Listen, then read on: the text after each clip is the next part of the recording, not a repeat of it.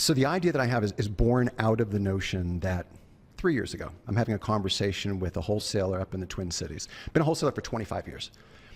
And he is not optimizing his relationship with his internal partner. That partnership is just not cooking along as it should be. And he said, Rob, what should I do? And we went through the checklist of things to do, and the one that leaps off the page as the single most impactful, and in fact, in my meetings so far with your team, seemed to be one of the most underutilized opportunities, is to have a weekly meeting.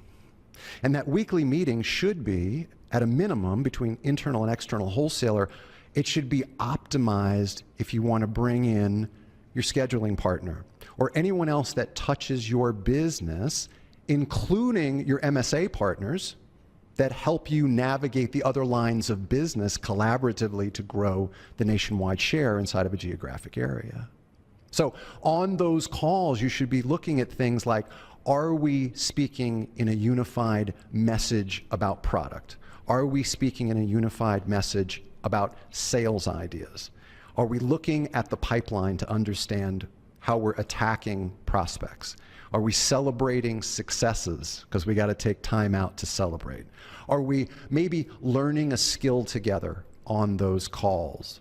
Am I learning a little bit more about that person as a person? But understand that this is different, because some wholesalers might be thinking as they're listening to this or watching this, well, Rob, I talk to my internal all the time.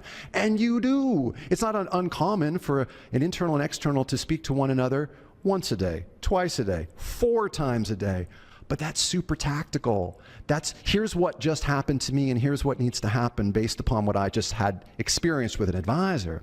This is more strategic. This is around things that you can do to build the practice and build the skills of one another to be able to hold each other accountable, to be able to better message, to be able to build and refine your peerless value proposition, your brand.